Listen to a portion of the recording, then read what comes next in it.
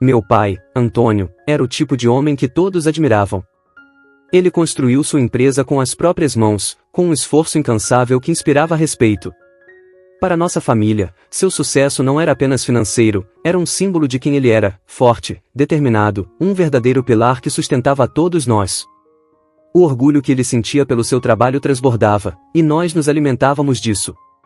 Mas tudo começou a ruir de forma inesperada e cruel. Seu sócio, alguém em quem ele confiava, fugiu com uma parte significativa do dinheiro da empresa.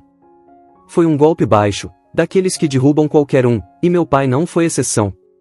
Ele lutou. Lutou como pôde para manter o negócio de pé, mas os problemas financeiros logo o sufocaram. Cada tentativa de salvar a empresa parecia apenas aprofundar o buraco no qual ele estava se afundando. Chegou um momento em que não havia mais o que fazer. A decisão de fechar a empresa veio como uma sentença de morte para ele. Ver as portas do seu maior sonho se fecharem, depois de tanto esforço, foi como se algo dentro dele tivesse morrido também. Ele, que sempre foi a rocha da nossa família, estava se desmoronando diante dos nossos olhos, e não sabíamos como ajudá-lo. Para meu pai Antônio, o negócio não era só uma fonte de renda. Era sua identidade, o reflexo de tudo o que ele havia sonhado e conquistado. Quando perdeu, perdeu também a vontade de sorrir, de viver. E nós, que sempre o vimos como um gigante, começamos a perceber o quanto ele estava quebrado por dentro. O homem que antes era cheio de energia, sempre com um sorriso no rosto e um brilho nos olhos, simplesmente desapareceu. A cada dia que passava, ele parecia afundar ainda mais em uma tristeza profunda. Ver meu pai naquele estado foi uma das coisas mais difíceis que já tive que enfrentar. Ele passou a maior parte do tempo trancado no quarto. Ficava dias inteiros deitado na cama, imóvel, como se o peso do mundo estivesse sobre seus ombros. Saía apenas para comer, e mesmo assim, suas refeições eram rápidas e sem qualquer interesse pela vida. Não falava muito, e quando fazia, eram palavras curtas e carregadas de uma tristeza que nunca pensei ver nele. A presença que antes enchia a casa de alegria e orgulho agora estava mergulhada em um silêncio pesado e opressor. Minha mãe, Clara, tentava de tudo para animá-lo. Incentivava-o a sair, a dar uma volta, a encontrar um hobby, qualquer coisa que pudesse tirá-lo daquele estado. Mas, sempre que ela insistia, ele a afastava com irritação, às vezes até gritando para que o deixasse em paz.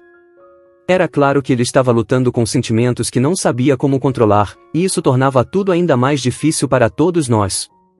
A atmosfera da casa ficou pesada. Meu irmão mais novo, Iago, e eu, Bernardo, fazíamos o possível para não incomodar, tentando ao máximo evitar qualquer coisa que pudesse irritar meu pai.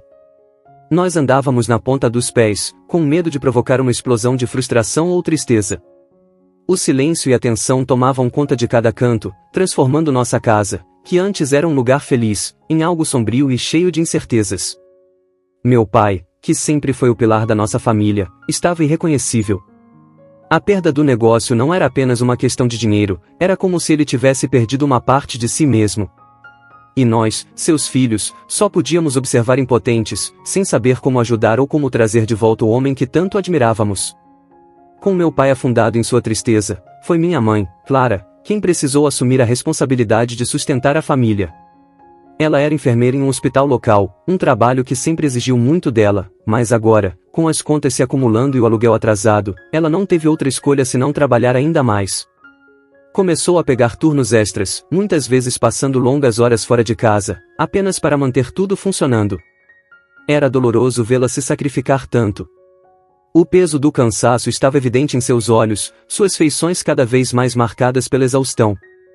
Mas mesmo assim, ela nunca reclamava. Minha mãe sempre foi forte, e fazia tudo o que podia para manter a família unida, apesar da situação. Ela tentava equilibrar o trabalho com as demandas emocionais da casa, mas eu sabia que estava sendo demais para ela. A casa, que já estava mergulhada em silêncio por causa da depressão do meu pai, agora também se tornava um lugar de ausência. Minha mãe mal tinha tempo para sentar e conversar conosco, e quando estava em casa, parecia estar sempre correndo contra o relógio, dividida entre as preocupações financeiras e os cuidados com meu pai e com meu irmão mais novo, Iago. Eu sabia que ela estava fazendo o melhor que podia, e eu a admirava por isso. No entanto, o clima em casa ficava cada vez mais pesado. A tensão estava sempre presente, uma sensação não dita de que as coisas estavam se desfazendo aos poucos. Meu irmão e eu fazíamos o possível para não adicionar mais preocupações. Iago, sempre mais reservado, parecia sentir profundamente o peso da situação, enquanto eu tentava ser o mais discreto possível com minhas próprias preocupações. Minha mãe era a âncora que nos mantinha de pé, mas eu podia ver que, com o tempo, até mesmo ela estava se desgastando. Por mais que tentasse ser o pilar da nossa família, a pressão estava começando a afetá-la, e eu temia quanto tempo ela conseguiria sustentar esse fardo sozinha. Com o tempo, mesmo ainda imerso em sua depressão, meu pai começou a prestar mais atenção em mim e em meu irmão, Iago. Mas essa atenção veio de uma forma que eu jamais poderia imaginar. Ele passou a comparar cada aspecto da minha vida com a de Iago, especialmente nossas notas na escola. Iago sempre foi o mais inteligente entre nós dois. Ele adorava estudar, era naturalmente talentoso em todas as matérias e sempre tirava as melhores notas. Eu me saía bem, mas minhas paixões estavam além da sala de aula. Eu amava jogar basquete, era o que me trazia alegria em meio a toda aquela confusão. Porém, para meu pai, isso não era suficiente. Ele via minhas notas como um sinal claro de que eu não estava me esforçando tanto quanto deveria. A cada dia, os comentários de meu pai se tornavam mais duros. Se você não vai ser o melhor, então por que se dar ao trabalho? Ele dizia, me olhando com frustração. Ele elogiava Iago o tempo todo, destacando o quanto ele era brilhante, enquanto me criticava por não ser tão aplicado. Suas palavras machucavam profundamente, não apenas pela crueldade, mas porque eu sabia que vinham da dor e do fracasso que ele próprio sentia. Ainda assim, isso não tornava as comparações menos dolorosas. As coisas pioraram quando meu pai decidiu que eu deveria parar de jogar basquete. Ele dizia que eu estava perdendo tempo com o esporte, tempo que poderia estar usando para estudar e tentar alcançar o nível de Iago. Ouvir isso me devastou. O basquete era a única coisa que me trazia um pouco de felicidade, uma forma de escapar da realidade pesada que nossa casa tinha se tornado. Agora, até isso me foi tirado. Minha frustração só aumentava. Eu me esforçava nos estudos, tentava dar o meu melhor para impressionar meu pai, mas parecia nunca ser o suficiente. Se eu tirasse uma nota boa, ele rapidamente minava qualquer reconhecimento, dizendo que poderia ser melhor. O elogio que tanto buscava parecia sempre fora de alcance, enquanto meu irmão, sem fazer esforço, recebia todos os louros. No início, minha mãe tentava me defender, lembrando ao meu pai que eu estava fazendo o melhor que podia. Mas, com o passar do tempo, até ela começou a se juntar às comparações, como se concordasse que Iago era mais promissor. Ambos me diziam o quanto eu precisava melhorar para ser como ele, reforçando a ideia de que eu nunca era bom o suficiente. A sensação de insuficiência começou a se infiltrar em todos os aspectos da minha vida. Não importava o quanto eu tentasse, parecia que eu nunca seria bom o suficiente. E, enquanto meu pai se afundava em sua dor, eu me sentia cada vez mais afogado na minha própria frustração e tristeza. A situação em casa já estava insuportável. Meu pai, ainda afundado em sua depressão, e minha mãe, sobrecarregada pelos turnos intermináveis no hospital, mal conseguiam manter a família de pé. Eu sabia que algo estava para acontecer, mas não estava preparado para o impacto daquela noite. Eles me chamaram para uma conversa séria. Minha mãe começou a falar, tentando soar calma, mas o peso de suas palavras deixava claro que era algo definitivo. Ela explicou que a situação financeira estava se deteriorando, e com meu pai incapaz de contribuir, eles precisavam tomar uma decisão drástica. Foi então que sugeriram que eu fosse morar com meu tio. Na casa dele, disseram, eu teria mais estabilidade e poderia focar nos estudos sem as distrações e tensões da nossa casa. Mas o que me atingiu em cheio foram as justificativas que vieram logo depois. Você não tem se esforçado o suficiente, meu pai disse, sua voz carregada de frustração. Nós já te demos muitas chances para melhorar, mas você continua o mesmo. Olhe para Iago. Ele sempre dá o seu melhor, sempre se destaca. Ele merece ficar aqui conosco. Meu coração acelerou, e eu me senti desesperado. Eu posso melhorar. Implorei. Me deem mais uma chance. Eu prometo que vou tirar notas melhores, vou me dedicar mais. Não me mande embora. Por favor. Mas meus pais foram irredutíveis. Não podemos mais esperar, minha mãe disse com firmeza. Você sempre promete que vai mudar, mas isso nunca acontece. Nós já demos todas as oportunidades possíveis, mas nada mudou. Não podemos arriscar o futuro de Iago por causa das suas falhas. Aquelas palavras me cortaram profundamente. Eles estavam basicamente dizendo que, enquanto Iago era o filho que eles consideravam promissor, eu era o fardo que podia ser descartado. Não importava o quanto eu tivesse tentado até então, nunca havia sido suficiente.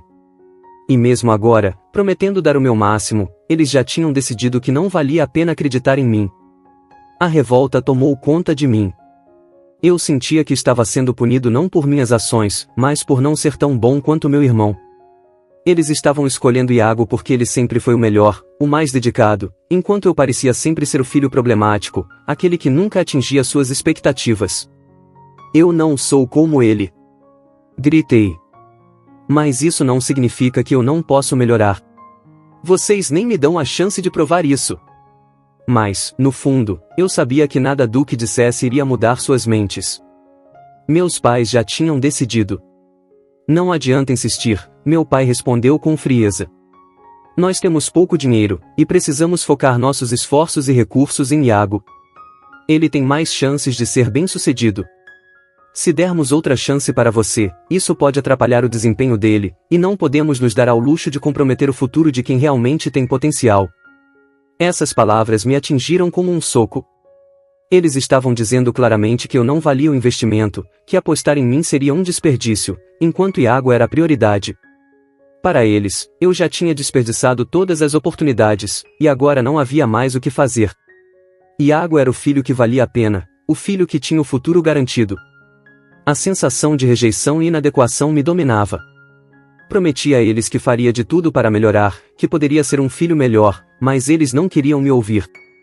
A raiva e a tristeza me sufocavam, mas não havia mais nada que eu pudesse fazer. Eu tinha perdido. Naquela noite, fui para o meu quarto arrumar minhas coisas, sentindo que não pertencia mais àquela família. As palavras duras dos meus pais ecoavam na minha mente, e a revolta crescia em meu peito. O dia da minha partida chegou mais rápido do que eu imaginava, e a realidade de tudo começou a pesar sobre mim. Depois da discussão com meus pais, onde deixaram claro que seu dinheiro e esforços seriam direcionados ao futuro de Iago, não havia mais volta. Mesmo assim, a dor de saber que eu estava sendo afastado da minha própria casa e da minha família era insuportável. Na manhã em que meu tio chegou para me buscar, o clima na casa era pesado. Meus pais pareciam já ter aceitado que essa era a decisão certa. Não houve lágrimas ou grandes despedidas, apenas abraços breves e palavras rápidas, como se estivessem apressando o momento para que terminasse logo. Meu pai parecia aliviado, como se a minha partida fosse resolver parte do peso que ele carregava, e minha mãe, apesar do semblante cansado, evitava qualquer olhar prolongado. No fundo, eu sabia que eles acreditavam que estavam tomando a melhor decisão, mas isso não tornava as coisas menos dolorosas para mim. Você vai ter uma oportunidade melhor com seu tio, meu pai disse, sua voz distante. Não leve isso para o lado pessoal. Nós precisamos focar no que é melhor para todos, e no momento, isso significa dar todo o apoio para Iago. Essas palavras só reforçavam o que ele havia dito na noite anterior, de que investir em mim não valia a pena, e que Iago era a prioridade. Ouvir isso de novo apenas acentuava a sensação de que eu era um peso que estavam finalmente tirando das costas. Eu me despedi de Iago com um nó na garganta. Ele não entendia completamente o que estava acontecendo, mas eu sabia que a vida dele seguiria em frente sem grandes mudanças. Ele continuaria recebendo todo o apoio, todos os recursos, enquanto eu seria deixado para trás. Apesar de tudo, eu o amava, mas o sentimento de injustiça e traição tornava difícil até mesmo esse adeus. Quando entrei no carro do meu tio, a realidade me atingiu com força. Eu estava saindo de casa não porque era o melhor para mim, mas porque meus pais tinham decidido que eu não era importante o suficiente para continuar fazendo parte do plano deles. A sensação de ser excluído da minha própria vida era esmagadora. Durante o trajeto, meu tio tentou me confortar, mas as palavras dele pareciam distantes. Ele estava animado em me receber, mas, para mim, aquilo não era o começo de uma nova vida, era o fim da vida que eu conhecia. Enquanto ele falava sobre como eu poderia ter mais tranquilidade e foco na casa dele, tudo o que eu conseguia pensar era em como eu estava sendo afastado pela minha própria família. Os primeiros dias na casa dos meus tios, Maria e João, foram difíceis. Apesar de todo o esforço deles para me fazer sentir em casa, o peso do que eu tinha deixado para trás me acompanhava em cada momento. Eu me sentia deslocado, como se aquela vida não fosse minha, como se estivesse apenas ocupando espaço. Meus tios faziam de tudo para me acolher.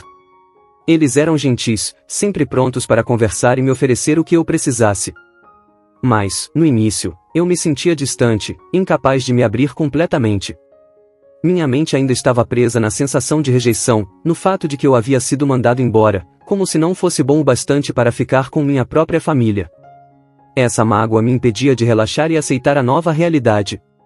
No entanto, com o tempo, as coisas começaram a mudar. Meu tio João, percebendo minha tristeza, me incentivou a voltar a praticar atividades que eu gostava. "Por que não volta a jogar basquete?" Ele perguntou um dia, com um sorriso encorajador. "Tenho certeza que isso vai te fazer bem." No começo, eu estava hesitante. A última vez que joguei basquete, meus pais me proibiram, alegando que eu estava desperdiçando meu tempo com algo que não me levaria a lugar nenhum. Mas meu tio João era diferente. Ele não me pressionava para ser o melhor em tudo, ele só queria que eu fizesse algo que me trouxesse alegria. Com o apoio dele e de minha tia Maria, voltei a jogar basquete. No início, foi estranho. A bola parecia pesada em minhas mãos, e meu corpo, fora de prática, não respondia como antes. Mas, aos poucos, fui me reencontrando com o esporte. Correr pela quadra, driblar e arremessar a bola me trouxe uma sensação de liberdade que eu não sentia há muito tempo. Era como se, por alguns momentos, eu pudesse esquecer toda a dor e frustração que carregava. Além do basquete, meus tios também me incentivaram a participar de outras atividades na escola. Eles não me pressionavam com comparações ou expectativas irreais. Em vez disso, queriam que eu explorasse quem eu realmente era, longe das sombras das expectativas que sempre me cercaram em casa. Com o passar dos meses, comecei a me sentir mais à vontade na casa deles. O vazio que antes parecia impossível de preencher foi, aos poucos, se dissipando. Ainda havia dor e saudade, claro, mas com o tempo, a sensação de que eu pertencia a algum lugar começou a crescer. Eu ainda pensava nos meus pais e em Iago, mas essa dor, antes sufocante, começou a perder força. O tempo passou, e com muito esforço, finalmente recebi a notícia que parecia impossível alguns anos atrás: fui aceito na universidade dos meus sonhos. O alívio e a felicidade que senti naquele momento foram indescritíveis. Era como se, finalmente, todo o meu trabalho e dedicação tivessem valido a pena.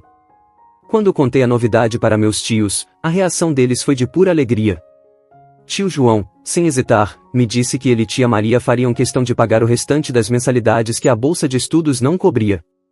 "Esse é o nosso presente para você", ele disse com um sorriso orgulhoso.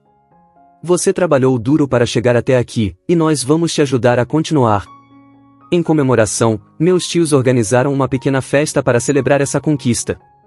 Eles convidaram a família mais próxima e alguns amigos. O ambiente era acolhedor, cheio de carinho e reconhecimento pelo que eu havia alcançado. Pela primeira vez, eu me permiti sentir orgulho de mim mesmo. Mas, como sempre, as comparações não demoraram a aparecer. Meus pais compareceram à festa, mas sua atitude era distante, quase indiferente. Ao invés de celebrar minha conquista, eles rapidamente mudaram o foco para Iago. "É claro que você foi aceito", minha mãe comentou com um tom neutro, "mas em poucos anos, Iago estará em uma universidade ainda melhor. Ele sempre foi o melhor em tudo." Essas palavras feriram, como sempre, mas agora o impacto era diferente. Eu não precisava mais da validação deles. Estava cercado por pessoas que me apoiavam e reconheciam meu esforço. A festa continuou, e embora a dor da rejeição ainda estivesse lá, ela não me definia mais. Eu sabia que, com o apoio dos meus tios, eu estava pronto para a próxima fase da minha vida, independentemente do que meus pais pensassem. Com o passar do tempo, Iago também chegou ao momento de se candidatar às universidades. Nossos pais, como sempre, tinham plena certeza de que ele seria aceito em uma das melhores instituições. Afinal, ele sempre fora o filho prodígio, aquele que nunca decepcionava. Essa era a expectativa que eles haviam alimentado por anos. O futuro acadêmico de Iago era, para eles, uma garantia. No entanto, quando a resposta da universidade de primeira escolha chegou, a notícia foi um choque para Iago: ele não havia sido aceito. Essa foi uma surpresa para ele, mas principalmente para nossos pais. Embora eu não tenha contato direto com eles, foi Iago quem me contou. Ele parecia desanimado e frustrado, e eu percebia que as comparações e a pressão constante estavam pesando muito sobre ele. Os anos de comparações desumanas que meus pais fizeram entre nós dois tinham um efeito devastador sobre nós. Eu sofri com a sensação de nunca ser bom o suficiente, mas agora percebia que Iago também estava preso em uma imagem que nossos pais haviam criado para ele. Era a expectativa de ser perfeito, de nunca falhar. Quando Iago foi forçado a se contentar com sua segunda opção de universidade, o orgulho que meus pais sempre tiveram nele foi abalado, embora nunca admitissem isso abertamente. Essa experiência abriu meus olhos. Não era apenas eu que sofria com as comparações. Iago também carregava o peso de tentar viver de acordo com as expectativas irreais de nossos pais, e agora, pela primeira vez, ele estava lidando com o peso da decepção. Nossas vidas, de formas diferentes, foram profundamente afetadas por essa dinâmica tóxica. Depois da rejeição de Iago pela Universidade dos Sonhos, a distância entre mim e nossos pais aumentou ainda mais, se é que isso era possível. Para mim, o relacionamento com eles já estava praticamente inexistente. Eu não mantinha mais contato com eles. Minhas únicas conversas vinham de Iago, que de tempos em tempos me atualizava sobre a vida em casa. Mesmo assim, ele me contava como nossos pais continuavam a falar sobre ele, sobre suas conquistas e desafios, como se eu nem existisse. Minha relação com meus tios, no entanto, só se fortalecia. Eles sempre me apoiaram, e, depois de anos de esforço, finalmente me formei na universidade. Eu sabia que não teria conseguido isso sem o apoio e o amor de meus tios. Pouco tempo depois da formatura, consegui um bom emprego na minha área. Esse trabalho me deu a segurança financeira que eu precisava e, com o tempo, consegui realizar um sonho que parecia tão distante, comprei minha própria casa. Essa conquista representava um marco pessoal enorme. Ao contrário de antes, eu não sentia mais a necessidade de buscar a aprovação dos meus pais. Eu havia realizado esse sonho por mim mesmo. Meus tios estavam mais do que orgulhosos das minhas conquistas. Eles estiveram ao meu lado em cada passo da jornada e comemoraram comigo todas as vitórias. O convite para a festa de 75 anos da minha avó trouxe uma mistura de emoções. Sabia que reencontraria meus pais, algo que evitei por anos. Cheguei à festa, mas o clima era tenso. Não demorou até que meu pai se aproximasse, com o semblante duro de sempre. Finalmente apareceu, disse ele, com frieza. A raiva que reprimi por anos explodiu. Apareci, sim. Cresci apesar de vocês, apesar de sempre me fazerem sentir que não era suficiente. Ele me encarou, surpreso, mas ainda defensivo. Você nunca se esforçou bastante. Fizemos o que era necessário. Eu já esperava essa resposta. Não. Você fez o que era mais fácil. Me mandaram embora porque era mais conveniente focar no Iago. Eu prometi melhorar, mas vocês nunca me deram uma chance. Toda a dor e frustração que acumulei por anos explodiram naquele momento. Eu desabafei, dizendo tudo o que estava guardado, como as comparações com Iago me afetaram, como suas atitudes me fizeram sentir inferior, indesejado, e como ser mandado embora me deixou com a sensação de ser descartável. Contei a ele o quanto isso me marcou profundamente, como me esforcei, mesmo sabendo que nunca seria suficiente para eles. Mas, apesar de tudo, foi com meus tios que encontrei o apoio e o carinho que nunca recebi de verdade. Eles foram os pais que eu nunca tive, e foi com a ajuda deles que consegui conquistar tudo o que queria na vida. Agora, eu não preciso mais de você, pai, nem de você, mãe. Não me importava com quem estivesse ouvindo. Pela primeira vez, eu estava me libertando de todas essas mágoas, deixando claro o impacto devastador de suas escolhas. Meu pai ficou em silêncio, sem resposta, apenas me observando. Após o confronto na festa, a tensão ficou mais intensa. De volta à casa dos meus tios, eles sugeriram que eu me desculpasse, tentando aliviar o conflito. Talvez seja o momento de resolver as coisas, tia Maria disse suavemente. Não vou me desculpar, respondi. Não depois de anos de rejeição e comparações. Eles nunca me valorizaram, e agora eu não me curvaria para tentar consertar algo que nunca funcionou. Ainda assim, eu precisava ser ouvido. Decidi escrever um e-mail para meus pais, explicando tudo, as comparações, a dor de ser mandado embora, a sensação de ser sempre o filho descartável. Relatei como isso me afetou, mas também como superei e me tornei uma pessoa de sucesso, apesar de tudo. Alguns dias depois, minha mãe me ligou. Chorava ao telefone. Eu nunca imaginei que te machucamos tanto, disse ela, a voz tremendo.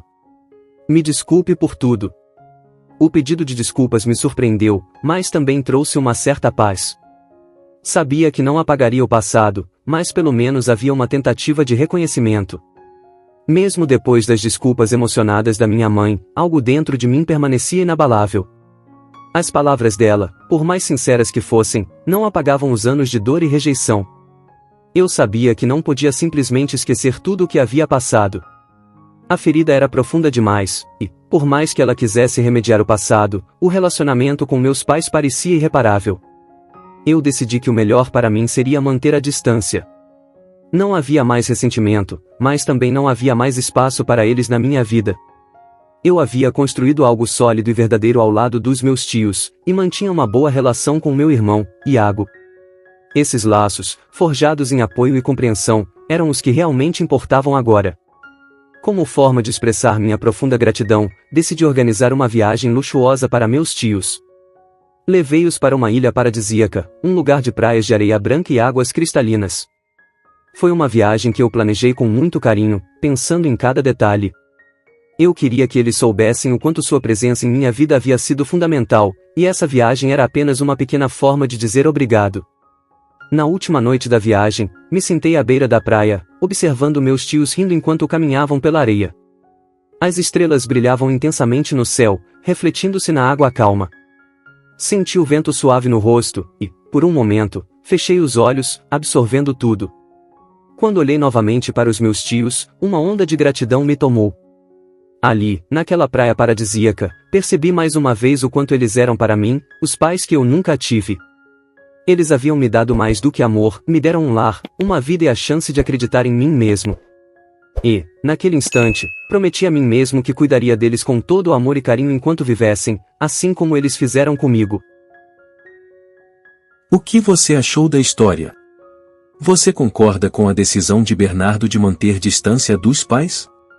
Deixe sua opinião nos comentários. Obrigado por se juntar a nós hoje no Recanto das Histórias.